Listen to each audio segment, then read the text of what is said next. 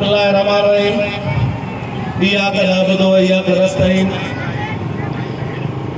ही गांगर गंडक भागवती, ही गांगर गंडक भागवती सब जैसी तारों तारवान गरजी सागर तरफ गान जैसी एनी बरपर जे अच तैसी को तूफान तुझे तूफान जरूरी आया रो गुमसान जरूरी आया रो।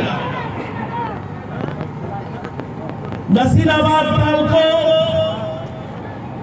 एनी से चावरन जी एशिया जी वडे में वडी मंडी है।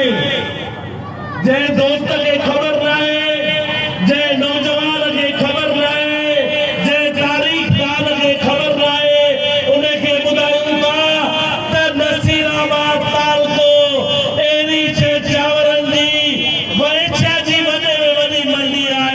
हिता जो हारी, हिता जो आबाद का इस्तेसाल जो शिकारा, मुआची तंगदस्ती जो शिकारा, मुआची तंगहाली जो शिकारा। छो असाते ही नाल कुरान मरेल आहिनि, असाते ही रिजीम चेंज वारा कुरान मरेल आहिनि। ही हिननि जूं पॉलिसियूं हिननि जे आवाज़ जे मुताबिक़ न आहिनि। हिननि जूं पॉलिसियूं पंहिंजे साम्राजी आकाम IMF जी हिदायतुनि ते आहिनि।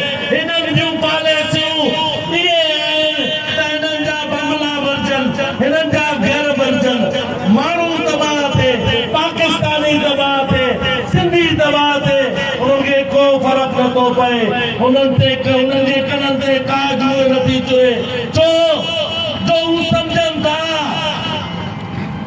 त आवाम जेके बि वोट ॾे, असांजा धणी, असांजा आका, साम्राजी कुवतूं उहे ई माण्हू खणी ईंदियूं जेके उन्हनि खे पहिरें पवंदा।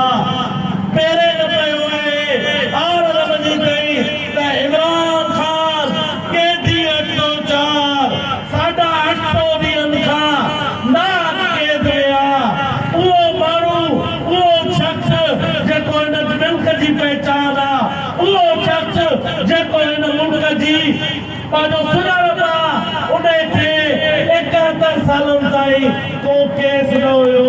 उन जो नालो फ़ख्र सां वरितो वेंदो आहे अॼु बि दुनिया में, जंहिंजे नाले ते ही IMF खां कर्ज़ बि वठनि था, मिंटू तरला करे पंहिंजा माशी मसइला बि सदा कनि था।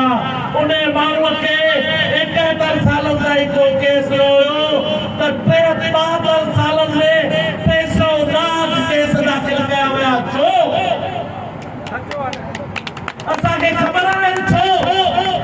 इन्हीअ जे करे जो वज़ीर आज़म इमरान ख़ान जे दौर में असांजो हारी खुशहाल हुयो, असांजो आबादगार खुशहाल हुयो, असांजो माण्हू खुशहाल हुयो, असांजा वसीला पंहिंजे हथनि में हुया। असां कोरोना जहिड़ी वबा जे पंहिंजो सूरत हाल में बि अहिड़ा ख्वार न थियासीं, अहिड़ी तंगदस्ती जो शिकार न थियासीं, अहिड़ी मुआची हालतूं न ॾिठियूंसीं। छो त हिकु सचो हुकुमरान हुयो, हिकु सचो माण्हू हुयो जेको असां तव्हांजा हारी ऐं आबादगार जा, आम माण्हूअ जा ऐं मज़दूर तबिके जा मसइला उन्हनि जी बैठकुनि जे वञे ॿुधंदो हुयो। उन खां पोइ ही बदमाशी करे, रिजीम चेंज करे असां ते मुसलत थिया। हिन महिल असांजो हारी आबादगार मुआशी तौर तबाह आहे। अचो त मुतहद थी हिननि हुकुमराननि जी गिचियुनि खां वठी हिननि खे इक़्तिदार जे इवारनि मां फिटो ॿाहिरि कयूं, कढी ॿाहिरि उछलायूं, जीअं तव्हां ऐं असां पंहिंजे नसुलनि जी हिफ़ाज़त करे सघूं।